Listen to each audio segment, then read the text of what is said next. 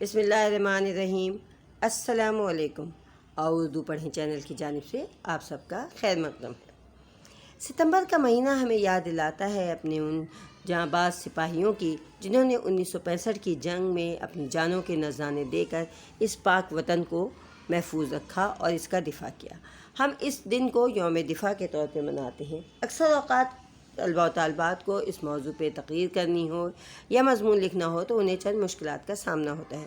تو آج ہم اپنی جماعت ششم سے لے کے جماعت ہشتم تک کے طلباء و طالبات کی اس مشکل کا حل پیش کرتے ہیں۔ ایک مختصر سی تقریر ہے اور اس کو آپ مضمون کے طور پر بھی لکھ سکتے ہیں۔ جہاں ہم نے جناب صدر اور جناب علی کے الفاظ استعمال کیے ہیں وہاں آپ ان کو حذف کر کے یعنی کہ ان کے لکھے بغیر آپ اس کا ایک بہترین مضمون بھی لکھ سکتے ہیں۔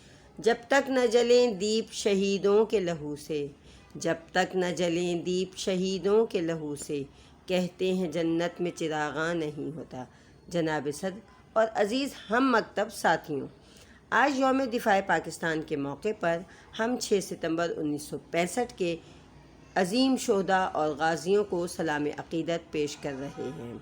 جناب عالی، 6 ستمبر 1965 کو جب ہندوستان پاکستان پر حملہ آور ہوا تو وہ یہ بھول چکا تھا کہ مسلمانوں کے ہاتھوں بار بار رسوا ہونے کے باوجود وہ اس قوم سے ٹکرانے کی کوشش کر رہا ہے جو کٹ تو سکتی ہے مگر جھک نہیں سکتی، کیونکہ جہاد اور جذبہ حب الوطنی مسلمانوں کے ایمان کا حصہ ہے، اور جب مقصد حق کے پرچم کی سربلندی ہو تو اپنے رب سے جان کے بدلے جنت خرید لینا کوئی مہنگا سودا نہیں۔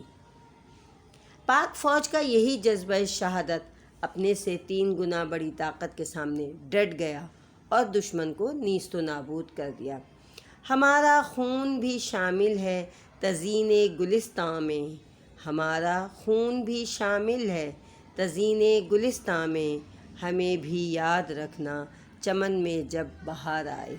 جناب صدر، 65 کی جنگ کو گزرے 56 سال ہو گئے، لیکن اس جنگ کے ہر سپاہی، شہید اور غازی کی یاد آج بھی ہمارے دلوں میں زندہ ہے، جنہوں نے اپنی جانیں دے کر اس ملک کے عزت و وقار کو بچا لیا۔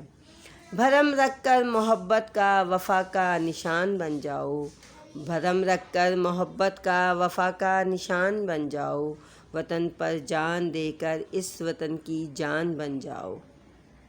جناب علی، دنیا میں وہی اقوام زندہ رہتی ہیں جو اپنے دشمن کی ہر سازش کو ناکام بنا دیتی ہیں اور اپنی قوم کے شہیدوں کے لہو کو رائیگاں نہیں جانے دیتی، اور اپنی سرزمین کی طرف دیکھنے والی ہر میلی آنکھ کو پھوڑنے کی صلاحیت رکھتی ہیں اور اپنی دھرتی پر آنچ نہیں آنے دیتی، اور پاکستانی قوم اور فوج کا ہر جوان یہ صلاحیت رکھتا ہے۔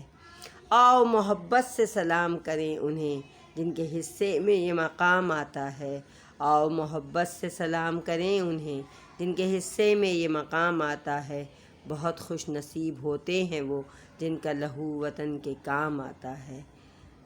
شکریہ۔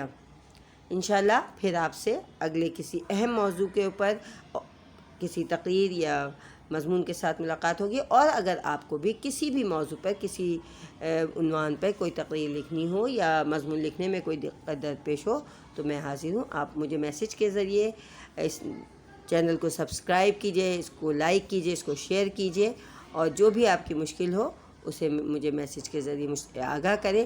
انشاءاللہ آپ کے ساتھ پھر کسی اور موضوع کے ساتھ ملاقات ہوگی۔ اس وقت تک اپنا بہت خیال رکھیے۔